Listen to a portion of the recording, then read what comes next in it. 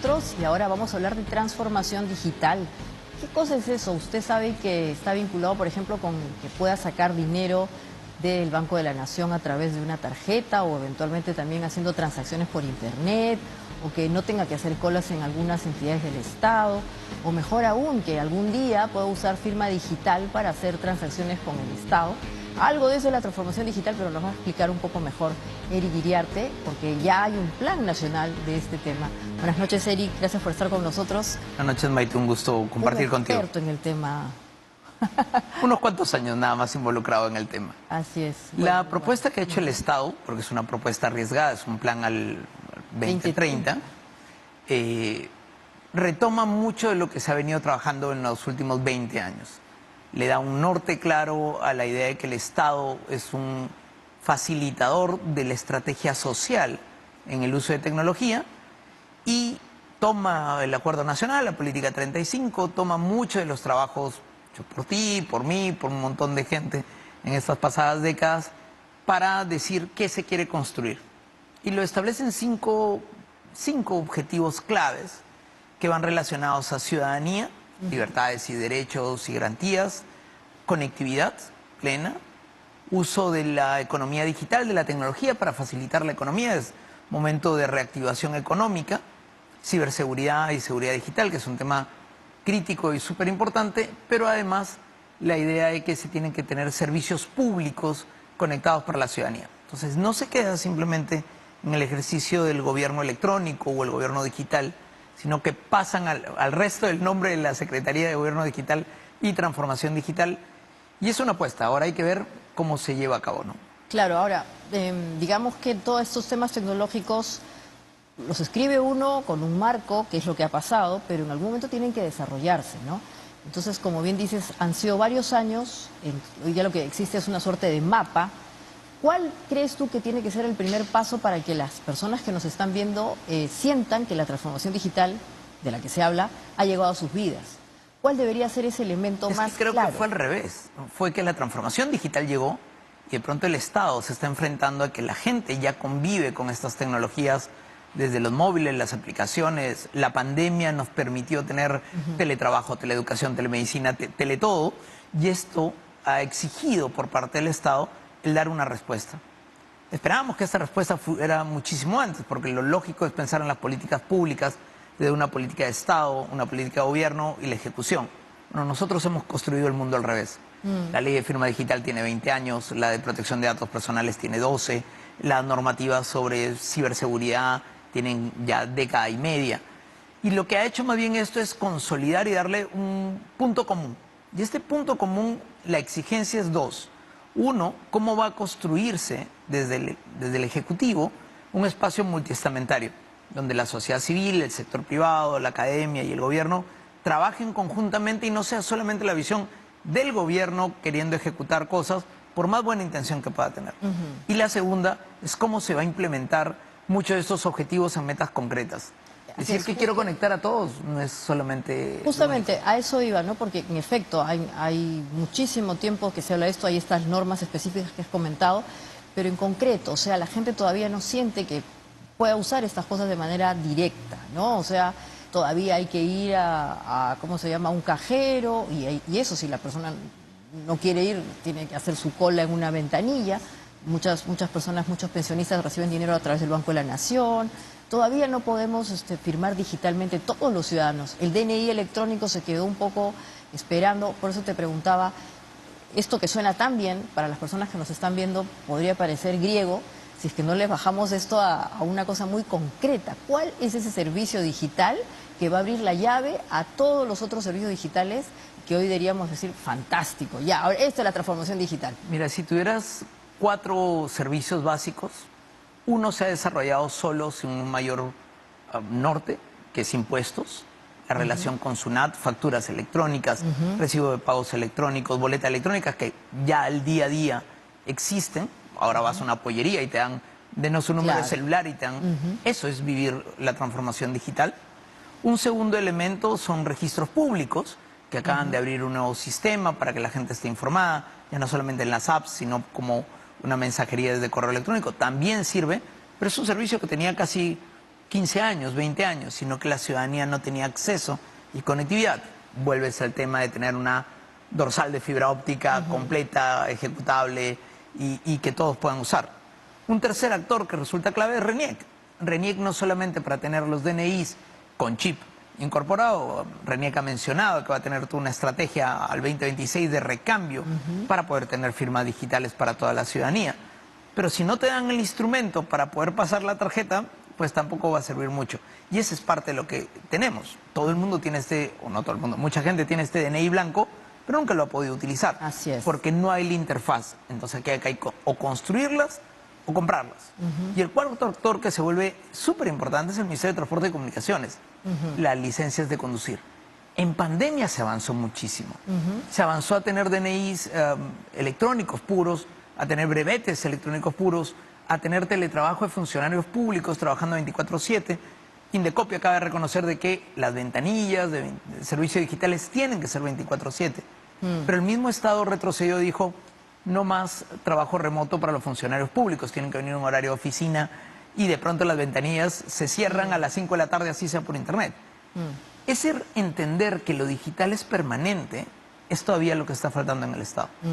Y sin embargo, tal vez, Eric, no sé si tú coincidas conmigo, pero lo más disruptivo que ha pasado en el Perú en digitalización, para mí al menos, son las billeteras digitales. O sea, hoy día el hecho de que aparezcan estas distintas billeteras digitales que son de la banca privada, le ha permitido a la gente, pues, a cualquier persona poder hacer transacciones solamente con el celular y, por ejemplo, no tener que usar cash, ¿no? Y eso lo encuentras ya, no diremos las marcas, pero todo el mundo tiene una cuenta de A o de B. Y, por ejemplo, eso no es el Estado, es el sector privado. ¿Qué hacer para que estas iniciativas tan interesantes también conversen con lo público, ¿no? Porque todavía es como que el Estado es lento, tiene una burocracia y entonces no hay esa cosa disruptiva que le cambie la vida, como los casos de Estonia o de Noruega, que entonces que apareció un solo número, un dígito y todo estaba vinculado. ¿Dónde es que falla el Estado todavía, más allá del tema normativo, en la aplicación propiamente, en el hecho mismo de aquí está, esta es la ejecución? Cuando estábamos en pandemia se intentó sacar las cuentas DNI. Era una solución práctica para poder recibir, entre otras cosas, el bono Yanapay. Pero ya había el modelo de billeteras electrónicas. En lugar de utilizar algo que ya estaba funcionando, se intentó recrear o volver a crear un sistema en paralelo. Si se hubieran montado sobre lo que ya tenían, hubiera funcionado operativamente. Y es que, lamentablemente, en muchos de nuestros países de América Latina, y en Perú en concreto, tenemos esta visión de que el Poder Ejecutivo, el gobierno, funciona por un lado frente o contra el sector privado, la academia, la sociedad civil, en lugar de actuar conjuntamente y utilizar las mejores prácticas de ambos. Y este es uno de los retos de esta política, porque si no construyen un comité, un petit comité, o como le quieran llamar, de sociedad civil, sector privado, academia y gobierno, va a terminar siendo que el gobierno va a seguir yendo por un lado con su política de transformación digital y el sector privado y la vida y la gente van a ir por otro lado. ¿Por qué las billeteras la norma de billeteras tiene más de 10 años y no funcionaban? El sector privado no logró hacerlas crecer. Carolina Trivelli estuvo mucho tiempo involucrada en el tema, en BIM, y no avanzaban. Y llegó la pandemia y fue el despunte de esta herramienta. ¿Por qué no montarse? ¿Qué fue lo que hizo SUNAT? SUNAT logró una digitalización práctica de la gente, porque a finales de los 90 dijo, a partir de mañana todo el mundo declara por internet. Claro. Ese elemento, sin tener en consideración la tecnología, no preocuparse de la tecnología o no preocuparse de la forma de conectividad, resultó siendo un elemento importante. Bueno, ahora la nueva SUNAT ahora está preocupada de cómo regula la tecnología, pues es otro tema. O sea, tiene que haber este acercamiento, o eventualmente el Estado debería usar alguna infraestructura privada en una suerte de asociación público-privada para lo digital, ¿no? O sea, dentro de las posibilidades que existen, si para la construcción de antenas se han hecho cosas interesantes, por ejemplo, a través de los predios, también podría ser aquí. Y otro tema que es interesante, has mencionado, Eric, es la transformación digital hace que el Estado también se modernice, pero hay algunos límites. Tú estás hablando del famoso 24/7, que son trabajar 24 horas los 7 días de la semana, utilizando la digitalización, pero, por ejemplo, ¿qué opinas del caso de esta congresista Digna Calle, que dice que está haciendo teleworking estando en los Estados Unidos y que adicionalmente sigue una permanente situación particular de dispensa? Pero ella misma se ha entrampado, porque en el Perú el trabajo remoto ya no existe. Fue eliminada la normativa de ventaja para que pudiera ser ella, y más bien se dijo que todos los funcionarios públicos volvían a trabajar en presencial. Está incumpliendo la ley de una manera explícita. La facilidad que se dio en el Congreso, que fue uno de los primeros lugares del Estado, en plena pandemia dijeron, bueno, vamos a tener estas sesiones virtuales, ya ellos mismos han dicho que ya no es de aplicación. Pero cuando tú ves, por ejemplo, muchas de las sesiones del Parlamento, todavía están mitad y mitad. Pudieron haber tomado lo mejor de lo híbrido. Ahora, una congresista debe estar de manera local para poder atender a sus ciudadanos que han votado por ella. Pero no quita que pueda hacer un teleworking, como muchos funcionarios o nómadas digitales que han podido existir y que existen. Nosotros mismos hemos sido en algún momento nómadas digitales estando en otros lugares y siguiendo trabajando aquí en Perú. Es parte de la pregunta, ¿qué país queremos? ¿Queremos construir un país donde la presencialidad se vuelva el elemento clave? ¿Es un tema de política o es un problema práctico de que no está diseñado el sistema para esto? Y si ella lo puede, no acabamos de aprobar una normativa de que el despacho sea de manera remota, porque no hay vicepresidentes que puedan asumir, pero al mismo tiempo tienes que los funcionarios públicos tuvieron que volver a manera presencial. ¿Por qué no mantenerlos en teletrabajo, pudiendo generar mejoras de productividad en muchos elementos?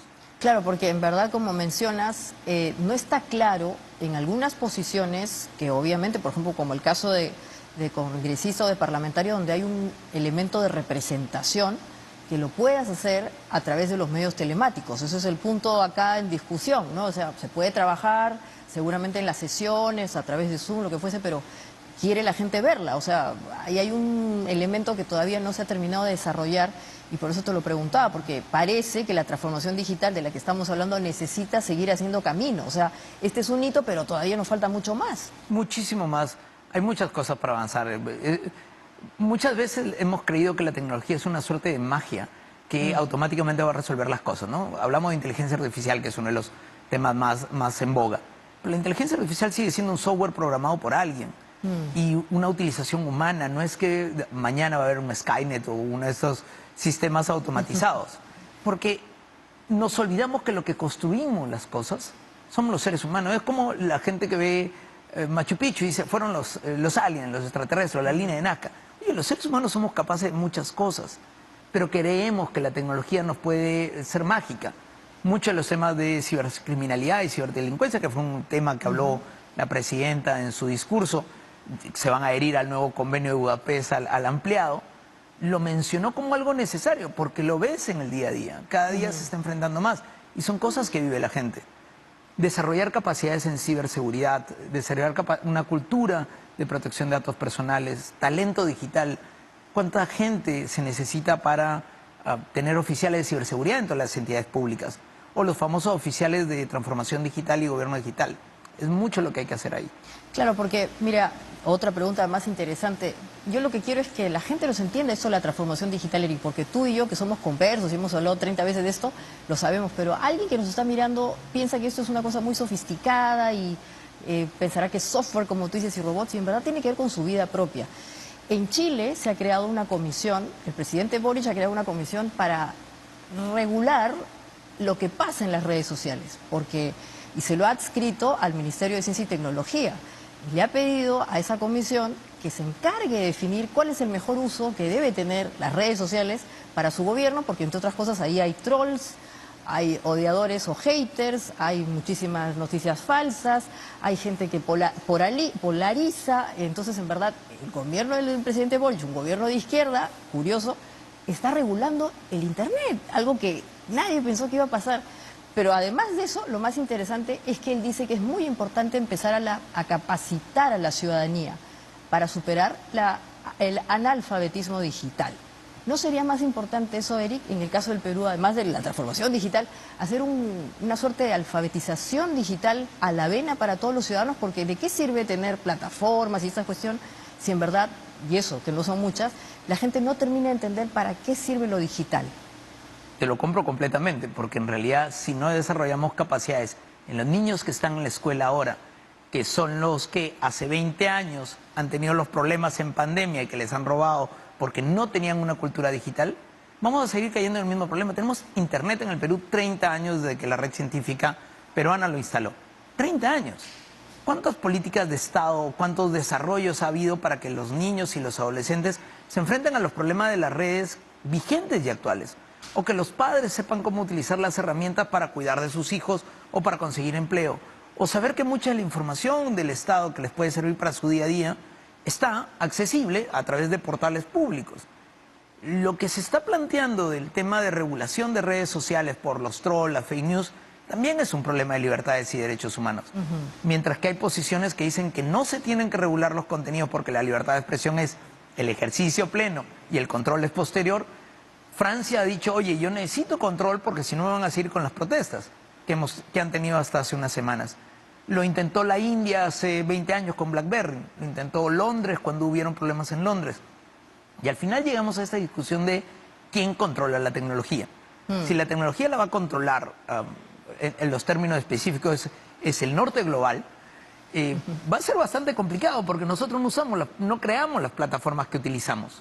La mayoría de plataformas que usamos nosotros generamos los contenidos desde el sur global, que es, de nuevo, la terminología que UNESCO está utilizando en una discusión que ya lleva 2 años y no sabe si regular o no regular, ha tenido que dar un paso adelante, un paso atrás. Pero luego tienes otros problemas tan prácticos como la privacidad o la protección de datos personales o la economía digital para que la gente pueda tener una oportunidad de hacer un pequeño negocio. En pandemia, la señora de la esquina, la bodeguera, pudo hacer delivery porque tenía un WhatsApp. Claro. El día que se cayó WhatsApp tuvo mayor impacto en la economía que lo que se pueden imaginar a nivel global porque la gente no tenía cómo repartir los alimentos que había preparado o el negocio que le están pidiendo. Entonces, ya estamos viviendo la transformación digital y ni siquiera nos hemos percatado que es transformación digital. Así es, Eric. Muy interesante conversar contigo. Yo creo que en todo caso este plan nacional tiene que hacer más énfasis en la capacitación, porque, ¿verdad? Si no se queda en el ombligo de los expertos y no termina. Es una buena de oportunidad, distribuir. pero hay que ver cómo lo despliega. Así es. Muchas gracias, como A ti. siempre. Y bueno, y con ustedes vamos a volver después del corte para seguir hablando de los mensajes de la presidenta. Uno ha estado muy vinculado con reformas políticas. ¿Qué va a pasar con el Parlamento, la bicameralidad? ¿Cómo es que vamos a escoger ahora a representantes, justamente ya que hay una crisis de ese tema? Así que no se vayan, volveremos con el constitucionalista Aníbal Quiroga. Esto es Diálogo Abierto.